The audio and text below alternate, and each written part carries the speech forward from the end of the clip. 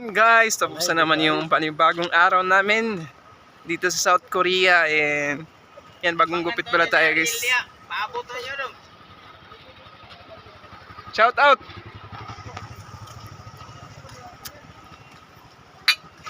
So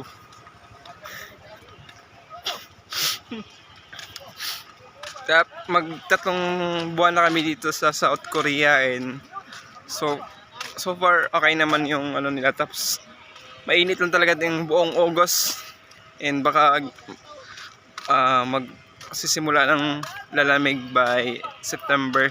Sana lang, kasi sobrang init talaga guys.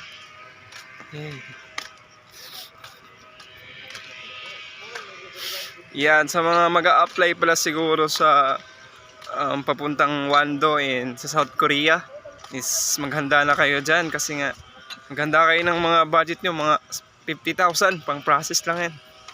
Siguro kasya na yan, 50,000. Bawi naman yan, isang buwan lang mahigit, ganun.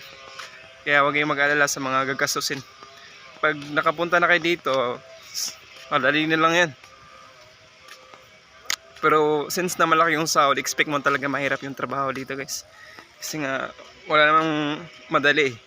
Lalo siguro pag malaki yung sahod, panigurado mahirap yung trabaho dito guys. And palamig na rin, so magbaon na kayo ng mga jacket ninyo dyan, yung mga kapal.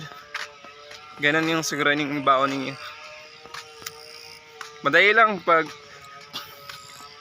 mag-process lang, ganun. Hehe. So yun lang guys, salamat sa tanaw nyo ha. Bye bye, see you sa Wando dre. Kumbati gyud.